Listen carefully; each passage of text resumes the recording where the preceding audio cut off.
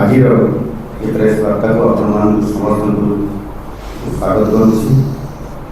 ଆଜିର ଏ ପ୍ରେସ୍ ବାର୍ତ୍ତା ନିଶ୍ଚିତ ଭାବରେ ଏ ଦେଶ ପାଇଁ ଏବଂ ବିଶେଷ କରିକି ମହିଳାମାନଙ୍କର ସଶକ୍ତିକରଣ ପାଇଁ ଏକ ମହତ୍ତ୍ୱପୂର୍ଣ୍ଣ ଏବଂ ସମ୍ବେଦନଶୀଳ ଏ ବିଷୟରେ ସମ୍ପୂର୍ଣ୍ଣ ଭାବରେ ଏହା ପର୍ଯ୍ୟବେସିତ। ମୁଁ ଏ ସମ୍ବାଦ ମାଧ୍ୟମରେ ନିଶ୍ଚିତ ଭାବରେ ଗୋଟିଏ ଗୋଟିଏ ମହିଳାଙ୍କର ସଶକ୍ତିକରଣ ପାଇଁ ମାନନୀୟ ପ୍ରଧାନମନ୍ତ୍ରୀଙ୍କର ଯେଉଁ ଯଜ୍ଞ ଏବଂ ଆର ଗୋଟେ ଏହାକୁ ବିଫଳ କରିବା ପାଇଁ ଯେଉଁ ଷଡ଼ଯନ୍ତ୍ରକାରୀ ବିରୋଧୀ ଦଳମାନଙ୍କର ବିଷୟରେ ଆପଣମାନଙ୍କର ପାଖରେ ରଖିବି। ଆଉ ଏହା ପୂର୍ବରୁ ଆମର ପାଶୁରୀ ସ୍ୱରାଜ ମାନନୀୟ MP ଦିଲ୍ଲୀର ଆପଣମାନଙ୍କର ପାଖରେ ଡିଟେଲ ଆପଣମାନଙ୍କ ପାଖରେ ସେ ରଖିସାରିଛନ୍ତି ଏବଂ ସେ ବିଷୟରେ ମଧ୍ୟ ମୁଁ ଆପଣମାନଙ୍କୁ ମୋର ମତ ରଖିବା ପାଇଁ ଚାହୁଁଛି। ଗତ 17 ତାରିଖ ଭାରତୀୟ ଗଣତାନ୍ତ୍ରିକ ଇତିହାସରେ ଏକ କଳା ଦିବସ ଥିଲା। ଆଉ ତାର କାରଣ ହେଉଛି ଏହି ଦିନ କଂଗ୍ରେସ ଦଳ ନେତୃତ୍ୱରେ ବିରୋଧୀ ଦଳ ଦେଶର କୋଟି କୋଟି ମହିଳାଙ୍କର ସ୍ୱପ୍ନକୁ ଚୁରମାର କରିବା ସହିତ ସମ୍ବିଧାନର 131ତମ ସଂଶୋଧନକୁ ସେମାନେ ଲୋକସଭାରେ ପରାଜିତ କରିକି ଏହି ହାରକୁ ସେମାନେ ହସି ହସି ଉତ୍ସବ ଭାବେ ପାଳନ କରିଛନ୍ତି।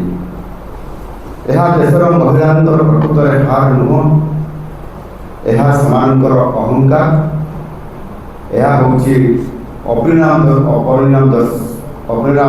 ଦର୍ଶିତାର ହାର ଏବଂ ନିଶ୍ଚିତ ଭାବରେ ତାର ଉତ୍ତର ଆଗାମୀ ଦିନରେ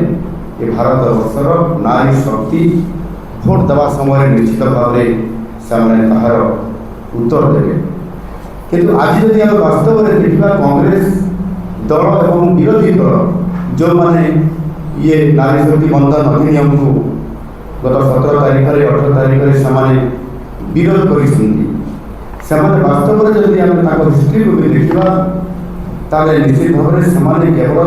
ମହିଳା ସଶକ୍ତିକରଣ ନାଁରେ କେବଳ ଗୋଟିଏ ତାଙ୍କର ଇଏ ହେଉଛି କେବଳ ସ୍ଲୋଗାନ ଏବଂ ଏହା ମଧ୍ୟ ତାଙ୍କର ଗୋଟିଏ ଫ୍ୟାସନ୍ କୁହାଯାଇପାରେ। ଯେତେବେଳେ ତାଙ୍କୁ ପ୍ରକୃତ ସମ୍ମାନ ପ୍ରକୃତ ଅଧିକାର ଦେବାର କଥା ସାମ୍ନାକୁ ଆସେ ସେତେବେଳେ ସେମାନେ ଉପରେ ଗୋଟିଏ କଥା ଭିତରେ ଗୋଟିଏ କଥା, ସମର୍ଥନ କରିବା ଗୋଟିଏ କଥା ଏବଂ ଭୋଟ ଦେଇକି ତାକୁ ସମ୍ପୂର୍ଣ୍ଣ ଭାବରେ କାର୍ଯ୍ୟକାରୀ କରିବା ଇଏ ମଧ୍ୟ ଆଉ ଗୋଟିଏ କଥା। ସମ୍ପୂର୍ଣ୍ଣ ଭାବରେ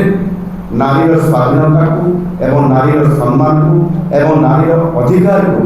ସମ୍ପୂର୍ଣ୍ଣ ଭାବରେ କିଭଳି ଭାବରେ କଂଗ୍ରେସ ଦଳ ଏବଂ ଯେଉଁମାନେ ତାଙ୍କ ସହିତ ବିରୋଧୀ ଦଳ ହିସାବରେ ଅଛନ୍ତି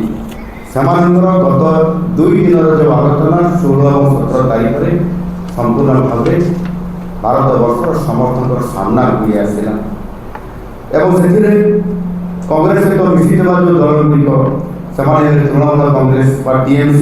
Samajwadi party, Aam Aadmi party, DMK, ବାମପନ୍ଥୀ ଦଳ ସମସ୍ତେ ନିଜ ଭାଷଣରେ ସାରା ଦୁନିଆକୁ ଦେଖାଇଦେଲେ ଯେ ସେମାନେ ହେଉଛନ୍ତି ପ୍ରକୃତରେ ମହିଳା ବିରୋଧୀ ଆଉ ସେମାନେ କେବଳ ମହିଳା ସଶକ୍ତିକରଣର କେବଳ ମୁଖା ପିନ୍ଧିକରି ସେମାନେ ତାଙ୍କ କଥା କହନ୍ତି, କିନ୍ତୁ ପାର୍ଲାମେଣ୍ଟରେ ଯେତେବେଳେ ଲୋକସଭାରେ ଯେତେବେଳେ ଆଲୋଚନା ହେଉଛି ସେତେବେଳେ ପଛଘୁଞ୍ଚା ଦେବା ଏବଂ ସେମାନେ ସମ୍ପୂର୍ଣ୍ଣ ଭାବରେ ବିରୋଧ କରିବା ଇଏ ଉଦାହରଣ ଆଜି ସେମାନେ ସୃଷ୍ଟି କରିଛନ୍ତି।